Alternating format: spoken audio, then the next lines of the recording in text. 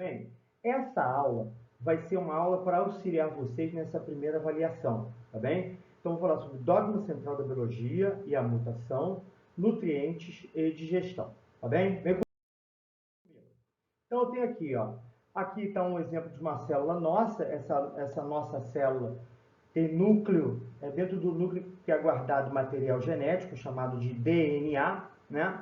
Quando nós queremos utilizar o DNA, nós tiramos uma cópia, uma share, chamado RNA mensageiro, e daqui do RNA mensageiro, a molécula sai do núcleo, e o RNA mensageiro é transformado numa sequência de aminoácidos que vai gerar finalmente uma proteína. Entre os principais exemplos de proteína, nós temos os anticorpos, que servem como defesa do nosso organismo, e a hemoglobina, que é uma proteína do sangue que transporta o oxigênio. Então, as informações que estão guardadas no DNA vão ser importantes para a gente produzir proteínas com diferentes funções, tá bem?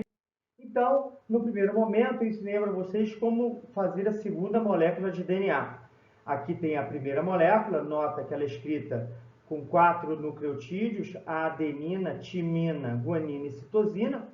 Tem uma orientação, a outra vai ser escrita no sentido contrário, né? Fazendo aquela brincadeira, ó, Gal Costa, Agnaldo Timóteo. Sempre que for G é C, sempre que for A é a letra T. Então, ó, novamente, Gal Costa, Agnaldo Timóteo. E aqui até completar, tá? Anota, ó.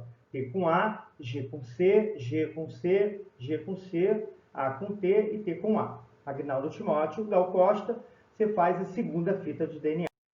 A partir da primeira fita de DNA, o que nós vamos fazer? Com essa primeira fita de DNA, a gente também vai fazer o RNA mensageiro, que a gente vai copiar igualzinho, só trocando o T por U. Né? Olha lá, ó. ATG vai ser AUG. CGT, CGU. AGT, AGU. E o C, tudo bem. Aí, a partir do RNA mensageiro, a gente vai olhar na tabela de códons para ver qual aminoácido vai ser colocado. Aqui eu já coloquei a sequência de aminoácidos. Nesse primeiro códon, esses 3 nucleotídeos, tem metionina. No segundo códon, a arginina. No terceiro códon, serina. Tá? Isso aqui você sempre precisa da tabela para poder fazer essa decodificação. Certo? É preciso você gravar. Então, aqui está o exemplo da tabela de códon, na qual AUG é metionina, CGU arginina e AGU serina. Tá certo? Assim, eu vou gerar uma proteína que vai ter uma sequência de aminoácidos. Conforme vai sendo colocada essa sequência de aminoácidos, essa proteína vai tomando uma forma, tá? Tomou uma forma, essa forma ela vai dar uma função à proteína. Aqui eu coloquei o exemplo como se essa proteína fosse responsável pela coagulação do sangue. O que é isso? Quando você se corta, para evitar que você perca muito sangue, esse sangue coagula e evita essa perda do seu sangue. Tá certo? Beleza. Pode acontecer da molécula de DNA sofrer uma mudança, é chamado de mutação. Tá? Essa mutação, então aqui primeiro está a proteína normal, com a sequência de aminoácidos normal, mas houve um problema lá no DNA e gerou uma mutação, uma mudança. Essa sequência de aminoácidos, ela muda. E mudando a sequência de aminoácidos, pode mudar a forma da proteína. Mudou a forma, e fica, e agora? Ó, essa mutação não é boa. Então essa proteína que você tinha, ela agora perdeu a função. Nota, mudou um aminoácido somente, a proteína pode mudar totalmente toda a sua função. Chamada de mutação deletéria. Deletéria, deletar é perda, né? Quando você tem uma mudança que você perde. Agora, pode acontecer dessa mudança do aminoácido não gerar nada. Isso pode acontecer. Isso é chamado de mutação silenciosa. Silenciosa é que não vai fazer nada. Você mudou a proteína, mas essa proteína não mudou a sua função, tá certo? Então, pode ter uma mutação ruim ou uma mutação que não cause nenhum problema. Ou mesmo uma mutação que seja boa, tá certo? mutação do DNA nem sempre é uma coisa ruim. Beleza. A mutação ela pode ser espontânea, o DNA eventualmente ele muda, ou induzida. Por exemplo, o fumo, o cigarro tem substâncias que podem gerar mutações, em pomadas, em cremes, pode ter substâncias que podem promover mutações. Em agrotóxico, podem ter substâncias que podem promover mutações, induzir. Então, espontânea é quando há mudança no DNA, tem que haja uma ação. E induzida é quando você ingere alguma coisa, ou tem, por exemplo, a ação de uma radiação solar, e induz a uma mudança. Tá certo? Beleza. Também falei sobre os alimentos, né, os nutrientes. Primeiro falar dos carboidratos, né? Aqui vou dar um exemplo: batata, batata doce, batata baroa, macarrão, tá certo? Pães e bolos, todos eles são chamados de polissacarídeos. São formados por várias moléculas de açúcar. E quando você digere, né, pela ação de enzimas, você tem a digestão, a quebra delas, formando a molécula mais simples, né, de glicose, que é um açúcar. Lembrando, os carboidratos eles são cortados. Esse corte é feito por enzimas, que no caso a enzima que corta o amido é chamado de amilase, certo? Aqui outro exemplo é a massa da pizza, né? Ela vai ser quebrada, o polissacarídeo vai ser quebrada em moléculas simples de carboidrato, de açúcar. Quais as funções do carboidrato? Principalmente gerar energia no exercício de força, no exercício aeróbio, aquele que precisa de mais oxigênio. Só que tem um porém: toda vez que você come excesso de carboidrato e não gasta para gerar energia, né, você acumula na forma de tecido adiposo, tá lá, células gordurosas que guardam esse excesso de carboidrato, que é transformado em gordura. Isso é importante vocês saberem.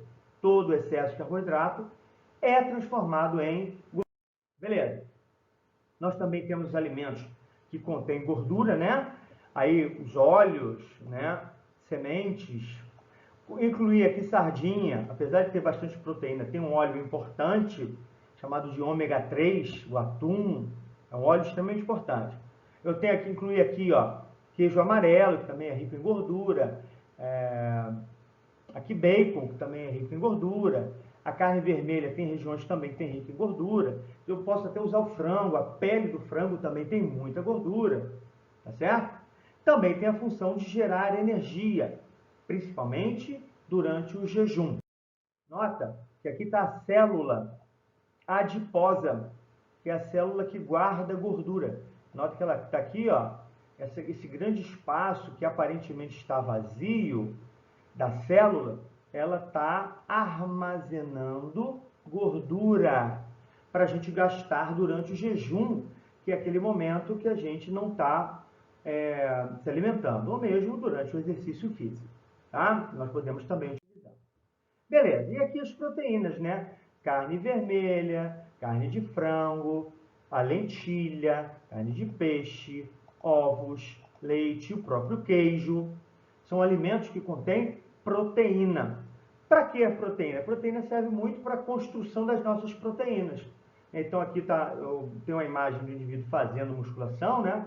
Eu preciso recuperar minha massa muscular, eu preciso comer proteína para repor a massa muscular que eu perco durante, por exemplo, um exercício físico extenuante. Tá certo?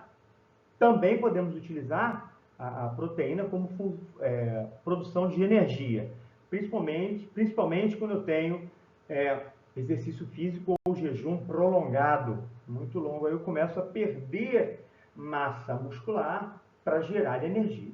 Tá certo? Vamos lá. Agora eu vou falar sobre digestão. Primeiro, anatomia do sistema digestório. Eu tenho aqui primeiro, ó, boca, eu tenho as glândulas salivares, o alimento, a partir da cavidade oral, ele vai para a faringe e segue por um tubo chamado de esôfago, que vai até o estômago. No estômago, isso é importante para o Enem, para o vestibular, ele produz ácido clorídrico e uma enzima chamada pepsina. Então, vocês têm que ter noção que a função do estômago depende da acidez que é gerada pelo próprio estômago. Esse ácido é o ácido clorídrico, HCl, tá certo? Beleza.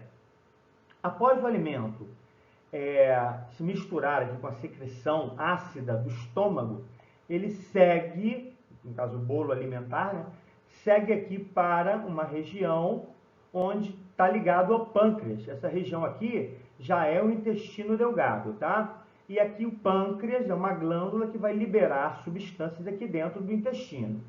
Essas, né, substâncias liberadas são principalmente bicarbonato, que neutraliza a acidez que vem do estômago, e enzimas para a digestão. Então, nota, o estômago produz ácido, mas é neutralizado aqui, ó, assim que o alimento chega aqui nessa primeira parte do intestino delgado, é neutralizado através da liberação de bicarbonato. Beleza? Em seguida, é liberado também aqui nessa região, pela vesícula biliar, a bile, que torna a gordura miscível, ou seja, torna a gordura, consegue se misturar as secreções para ajudar na ação das enzimas, tá, da digestão, que é liberado pelo pâncreas. Beleza? Então, aí o alimento vindo aqui pelo intestino delgado, essa primeira parte, segue ainda por diferentes regiões do intestino delgado, aqui em roxo, né? Beleza, o intestino delgado, qual é a função dele? Principalmente, ele termina a digestão, mas a principal função seria a absorção dos nutrientes. Em seguida, o alimento ele entra no intestino grosso, tá? Que tem essa cor aqui, salmão, né? O intestino grosso tem como principal função a absorção de água que vai dar consistência das fezes. Em seguida, o alimento chega no reto, né? O bolo chamado de, já no intestino grosso já é chamado de bolo fecal. O bolo fecal chega no reto, onde gera o reflexo de defecação. Tá certo? E o ânus, são músculos, né, que controlam o processo de defecação. Tá certo, gente? Então, obrigado pela atenção de vocês. Essa revisão vai ajudar muito aí para vocês se prepararem para o teste. Tenta falar com os colegas, estimular que eles assistam e que vocês conversem para a gente ter uma boa avaliação. Tá, gente? Valeu, muito obrigado.